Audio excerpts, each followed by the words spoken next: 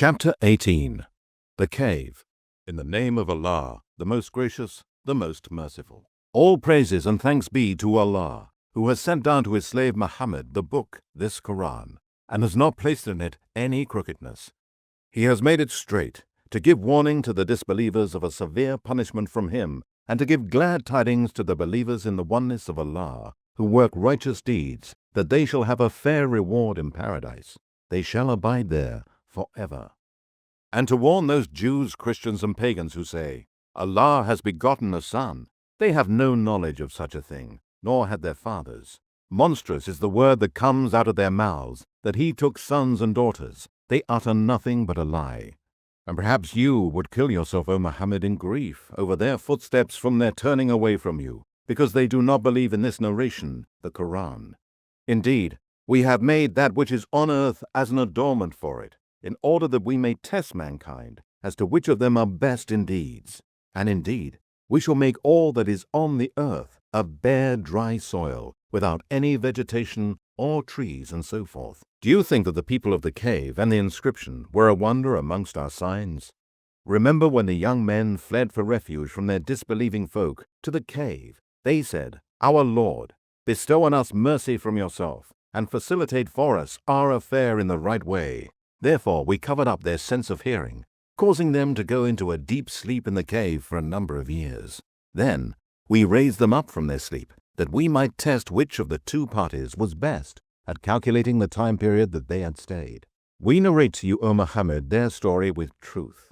Truly, they were young men who believed in their Lord Allah, and we increased them in guidance.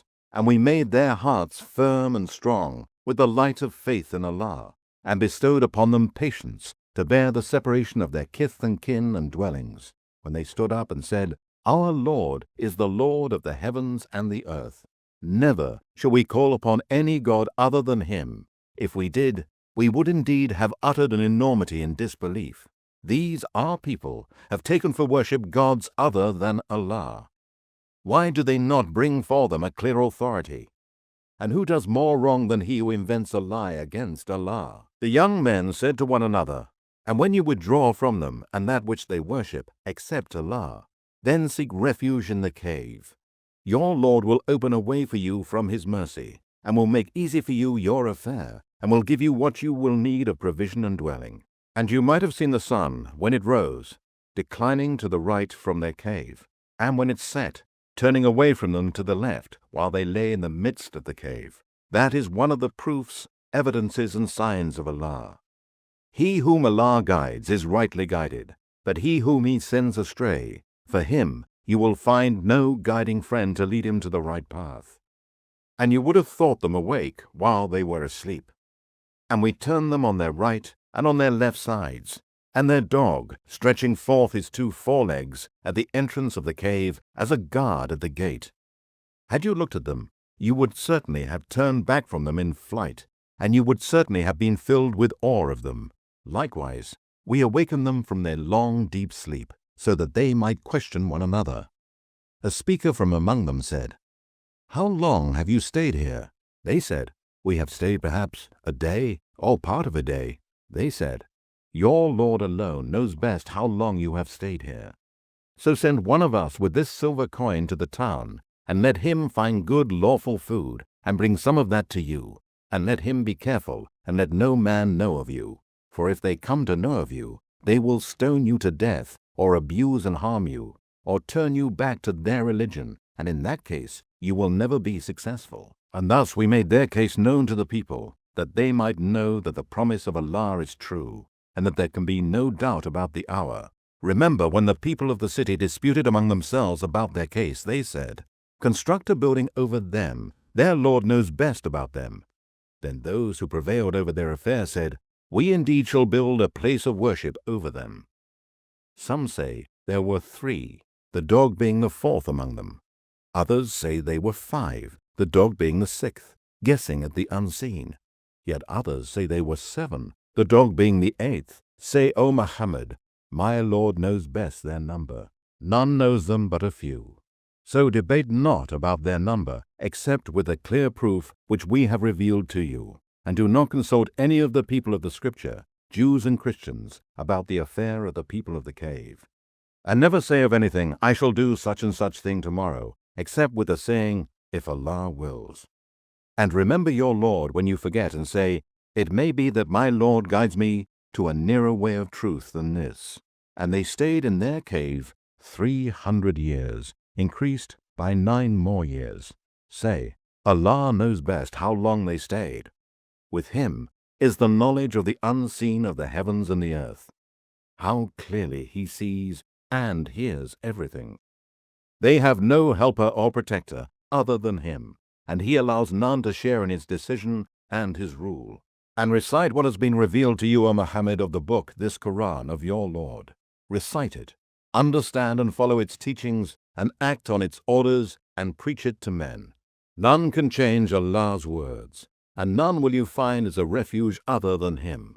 And keep yourself, O Muhammad, patient with those who call on their Lord, who remember their Lord with glorification, praising Him in prayers, and doing other righteous deeds morning and afternoon, seeking His face. And do not let eyes overlook them, desiring the pomp and glitter of the life of the world.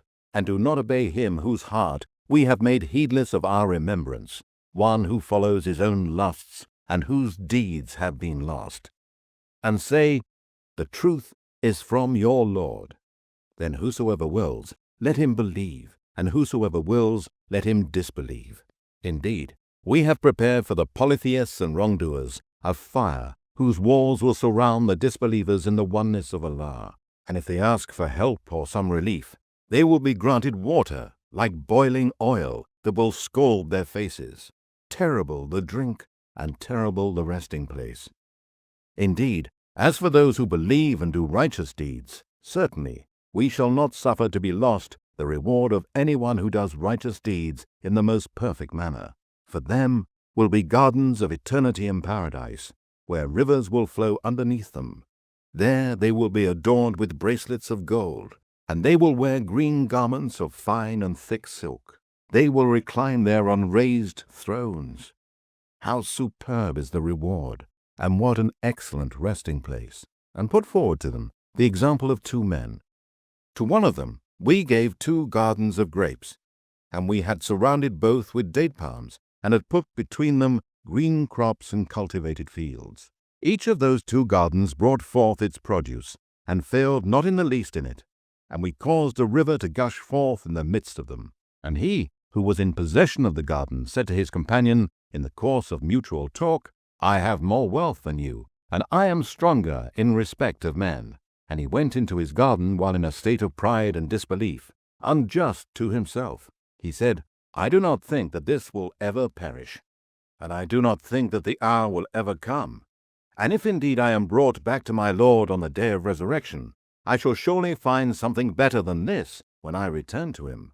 His companion said to him, during the talk with him, do you disbelieve in him who created you out of dust, then out of a tiny drop, and then fashioned you into a man? But as for my part, I believe that he is Allah, my Lord, and I shall associate none as a partner with my Lord. It was better for you to say, when you entered your garden, that which Allah wills will come to pass. There is no power but with Allah. If you see me as less than you in wealth and children, it may be that my Lord will give me something better than your garden, and will send on your garden a torment from the sky. Then it will be a slippery earth, or its water may sink deeper out of your reach. So his crops were encircled with ruin, and he remained clapping his hands with sorrow over what he had spent upon it, while it was all destroyed. And he could only say, would I had ascribed no partners to my Lord, and he had no group of men to help him against Allah, nor could he defend or save himself. There, on the day of resurrection, the protection, power, authority, and kingdom will be for Allah alone, the true God. Allah is the best for rewards, and the best for the final end. None has the right to be worshipped but He. And put forward to them an example of the life of this world. It is like the rain, which we send down from the sky, and the vegetation of the earth mingles with it, and becomes fresh and green. But later it becomes dry and breaks into pieces, which the winds scatter. And Allah is able to do everything. Wealth and children are the adornment of the life of this world, but good righteous deeds that last are better with your Lord for reward and better in respect of hope. And remember the day we shall cause the mountains to pass away like clouds of dust, and you will see the earth as a leveled plain, and we shall gather them all together, so as not to leave one of them behind. And they will be set before your Lord in lines as rows, and Allah will say, Now, indeed, you have come to us as we created you the first time. No, but you thought that we had appointed no meeting for you with us. And the book of deeds will be placed in the right hand for a believer in the oneness of Allah, and in the left hand for a disbeliever in the oneness of Allah. And you will see the criminals, polytheists, and sinners, fearful of that which is recorded in it. They will say, Woe to us! What sort of book is this that leaves neither a small thing nor a big thing, but has recorded it with numbers? And they will find all that they did placed before them, and your Lord treats no one with injustice. And remember when we said to the angels, Bow down to Adam. So they bowed down, except Satan. He was one of the jinn. He disobeyed the command of his Lord. Would you then take Satan and his offspring as protectors and helpers, rather than me, while they are enemies to you? What a miserable exchange! I never permitted Satan and his offspring to witness the creation of the heavens and the earth, nor their own creation. Nor was I to take the misleaders as helpers. And remember the day he will say, Call those so-called partners of mine whom you claim to be gods beside me. Then they will cry to them, but they will not answer them, and an insurmountable barrier will separate them from each other. And the criminals, polytheists, and sinners shall see the fire and realize that they have to fall into it, and they will find no way of escape. And indeed, we have put forth every kind of example in this Quran for mankind. But man is the most quarrelsome of creatures. And what is there to keep back men from believing now, when the guidance, this Quran, has come to them, from asking forgiveness from their Lord, except that the ways of the ancients be repeated with them, or the torment be brought to them face to face? And we do not send the messengers except as givers of glad tidings and warners.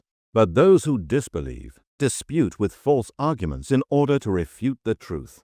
And they treat my proofs, signs, and revelations, and that with which they are warned, as jest and mockery.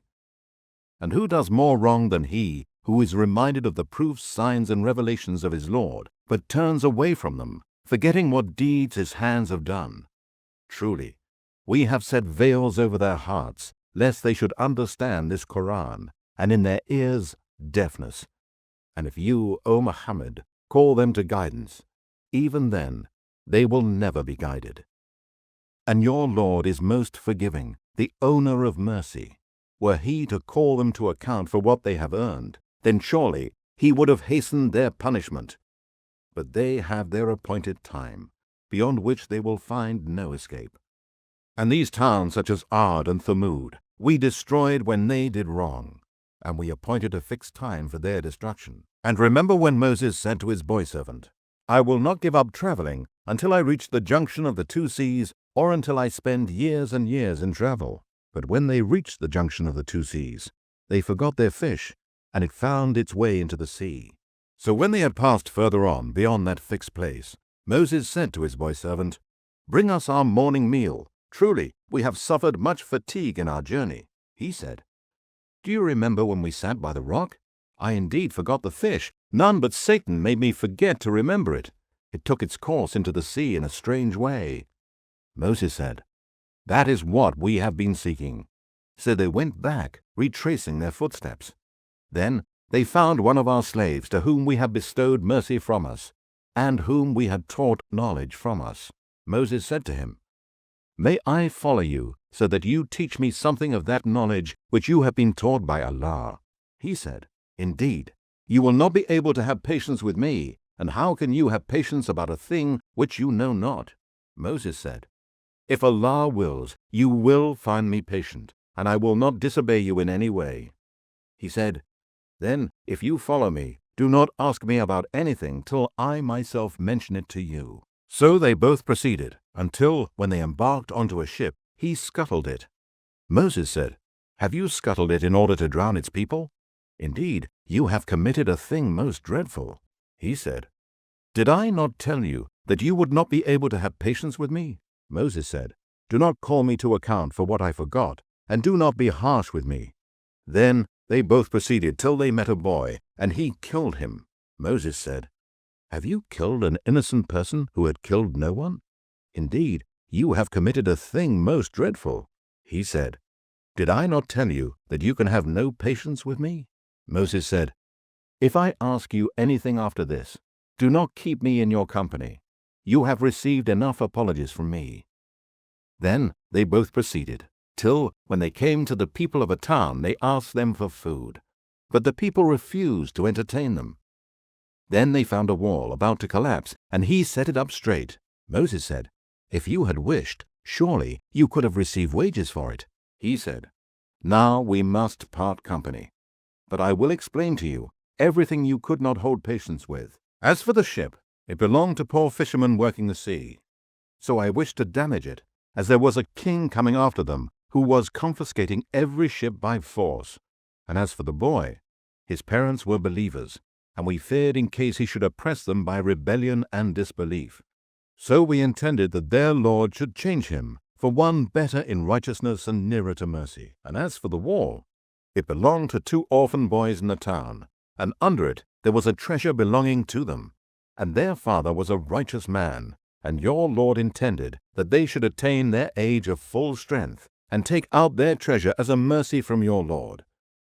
And I did not do it of my own accord. That is the interpretation of those things over which you could not keep patience with. And they ask you about Dhul-Qarnayn. Say, I shall recite to you something of his story. Indeed, we established him in the earth, and we gave him the means of everything. So he followed away, until, when he reached the setting place of the sun, he found it setting in a spring of black muddy water. And he found near it a people. Allah said by inspiration, "O Dhul-Qarnayn, either punish them or treat them with kindness." He said, "As for him who disbelieves in the oneness of Allah, who does wrong, we shall punish him, and then he will be brought back to his Lord, who will punish him with a terrible torment in hell. But as for him who believes in the oneness of Allah and works righteousness, he shall have the best reward of paradise, and we shall speak to him mild words." Then he followed another way, until when he came to the rising place of the sun, he found it rising on a people for whom Allah had provided no shelter against the sun. So it was, and we knew all about Dhul-Qarnayn. Then he followed another way, until when he reached between 2 mountains, he found before them a people who scarcely understood a word. They said, "O Dhul-Qarnayn, indeed Gog and Magog are doing great mischief in the land. Shall we then pay you a tribute, in order that you might erect a barrier between us and them?" He said, "The wealth, authority, and power in which my Lord has established me is better than your tribute. So help me with the strength of men. I will erect between you and them a barrier. Give me blocks of iron." Then, when he had filled up the gap between the 2 mountain cliffs, he said, "Blow," until he had made it red as fire, and he said, "Bring me molten copper to pour over it." So Gog and Magog were made powerless to scale it or penetrate it.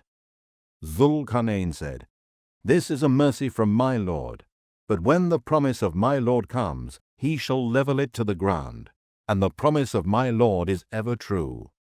And on that day, when Gog and Magog will come out, we shall leave them to surge like waves on one another, and the trumpet will be blown, and we shall collect them all together. And on that day we shall present hell to the disbelievers, plain to view to those whose eyes have been under a covering from my reminder, this Quran, and who could not bear to hear. Do then those who disbelieve think that they can take my slaves, such as Jesus, son of Mary, as lords, gods, and protectors besides me? Indeed, we have prepared hell as an eternal abode for the disbelievers in the oneness of Allah. Say, O Muhammad, shall we tell you the greatest losers in respect of their deeds? Those whose efforts have been wasted in this life while they thought that they were acquiring good by their deeds. They are those who deny the proofs, signs, and revelations of their Lord and the meeting with him in the hereafter. So their works are in vain, and on the day of resurrection we shall not give them any weight. That shall be their recompense, hell, because they disbelieved and took my revelations and my messengers by way of jest and mockery. Indeed, those who believe in the oneness of Allah and do righteous deeds shall have the gardens of paradise for their entertainment, where they shall dwell forever. No desire will they have to be removed from there. Say, O Muhammad, to mankind, if the sea were ink for writing the words of my Lord, surely the sea would be exhausted before the words of my Lord would be exhausted, even if we brought another sea like it for its aid. Say, O Muhammad, I am only a man like you. It has been inspired to me that your God is one God, Allah. So whoever hopes for the meeting with his Lord, let him work righteousness and associate none as a partner in the worship of his Lord.